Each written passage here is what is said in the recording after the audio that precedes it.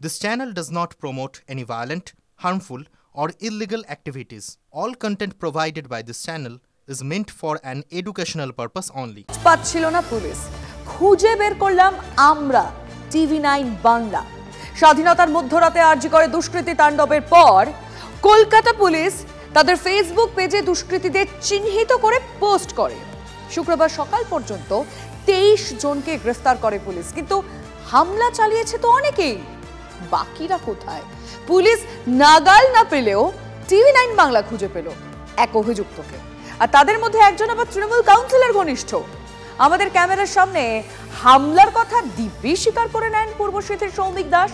TV9 Bangla সৌমিকের কীর্তি সামনে আনার পরেই টনক নড়ে কলকাতা পুলিশের। অভিযুক্ত সৌমিককে গ্রেফতার করে পুলিশ।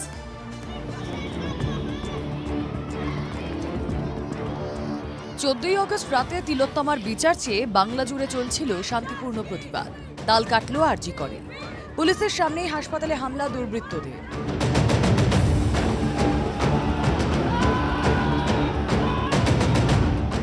ভেঙে চুরমার করে দেওয়া হয় এমার্জেন্সি বিল্ডিং এর একাধিক বিভাগ।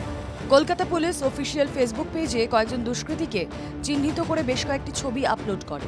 হামলার ঘটনায় কয়েকজন গ্রেফতার হয়, কিন্তু হামলাকারীরা তো সংখ্যায় অনেক। পুলিশ সূত্রে খবর 40 থেকে 50 জন ভাঙচুর চালিয়েছে আরজি করে। তাহলে বাকিদের কেন গ্রেফতার নয়? তাদের কেন খোঁজ পাচ্ছে না পুলিশ?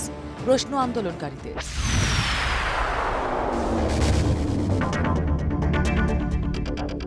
পুলিশ না পেলেও এক অভিযুক্তের খোঁজ পেল TV9 বাংলা। আরজি করে ভাঙচুর চালিয়ে দিব্যি বাড়ি বসেছিলেন সৌমিক দাস। TV9 বাংলা পৌঁছে যায় সৌমিকের কাছে। আমাদের ক্যামেরার সামনে হামলার কথা স্বীকার করেন পূর্বশীথির বাসিন্দা সৌমিক দাস। জিম ট্রেনার সৌমিক আবার তৃণমূল কাউন্সিলর রাজু সেন শর্মার ঘনিষ্ঠ বলেও অভিযোগ ওঠে। দেখুন হামলা চালানোর পিছনে কি আজব যুক্তি সৌমিকের। গেছিলাম, কিন্তু ওখানে গিয়ে জাস্ট যখন সবাই করছে ইমোশনালি আমি ওখানে ভাঙচুরটা করেছি, কিন্তু এটা আমার সত্যি অপরাধ হয়েছে, ভুল হয়েছে, কিন্তু কোনো না স্যার, কোনো কিছু ছিল না, নিজে থেকে গেছি। নিজে থেকে কি? তুমি তো ডক্টর নও। না, আমি সবাই যাচ্ছিল বলে সব নাগের বাজার এলাকা। কুন্দু বাগান তো ধরা পড়েছে, শুনলাম বিকিদা বলে নাম, হয়তো শুনতে পাবেন নামটা, বিকিদা বলে, সেও আমাদের ওখানে জিম করে। তোমরা ঢুকলে কি করে? সবাই যখন ঢুকছিল আমরা যখন ঢুকে গেছি একসঙ্গে। TV9 বাংলার রিপোর্টারের সঙ্গে কথা বলার পর বেগতিক বুঝেই সৌমিক নিজে হাজির হন নাগের বাজার থানায়। এদিকে আমাদের খবর দেখানোর পর ঘুম ভাঙে পুলিশের। কলকাতা পুলিশের গুন্ডা দমন শাখার আধিকারিকরা পৌঁছন নাগের বাজার থানায়।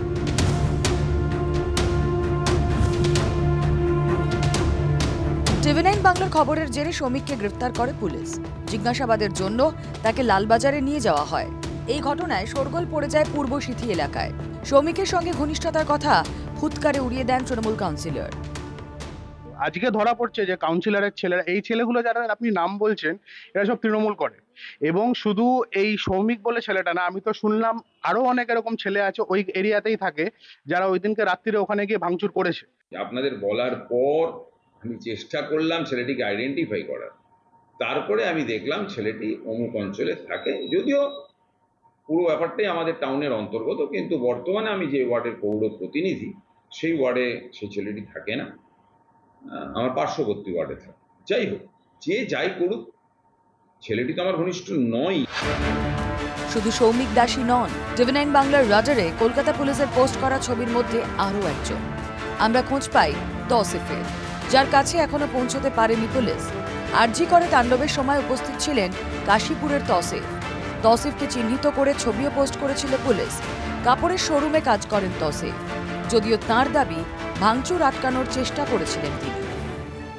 রীতিমতো ভাঙচুর চালিয়েছে, সেই ছবির মধ্যে একজনকে আমরা ট্রেস করতে পেরেছি। আমি এই মুহূর্তে বেলগাছিয়া এলাকায় রয়েছি। বেলগাছিয়া এই সোজা যদি রাস্তা যায় সেটা কি আরজি করেই মিলছে। তো তৌসিফ বলে একটা ছেলের খোঁজ পাওয়া গিয়েছে, সেই ছবিটা আপনারা দেখতেই পাচ্ছেন। কথা বলছেন?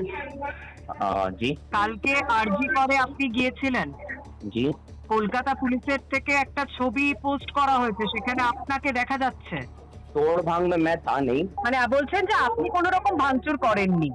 ना ना, वो भीड़ में मैं जब खड़ा था तो भीड़ की फोटो हुई थी, तो उस फोटो में मेरा भी फेस साफ दिख रहा था, तो इस वजह से उन्होंने डिपार्टमेंट ने सर्कल कर दिया होगा। तो उसी सर थे। हाँ, मैं पुलिस वालों के साथ ही था। जो ओसी सर थे उन्होंने मुझे हेलमेट भी दिया था। कि तुम ये हेलमेट पहनो। लेकिन पुलिस वालों के साथ ही था, लेकिन पुलिस वालों ने आप लोगों का फेस मास्क कर दिया। आप क्या पुलिस वालों के साथ गए थे वहाँ पे? जी जी, क्योंकि मेरे फ्रेंड भी हैं एक, वो भी पुलिस में है, मेरे चाचा पुलिस में है।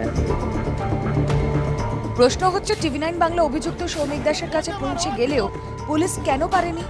সৌমিক তৃণমূল কাউন্সিলরের ঘনিষ্ঠ বলে অভিযোগ, তাই কি ছাড় দিচ্ছিল পুলিশ? তৌসিফকেই বা এখনো কেন ধরেনি তারা? অবাঞ্ছিত লোকজনকে সঙ্গে নিয়ে ঘুরতে পারে পুলিশ? এমন অনেক প্রশ্নেরই উত্তর খুঁজছেন আন্দোলনকারীরা। রঞ্জিত ধর ও শর্মিষ্ঠা চক্রবর্তীর রিপোর্ট, টিভি9 বাংলা।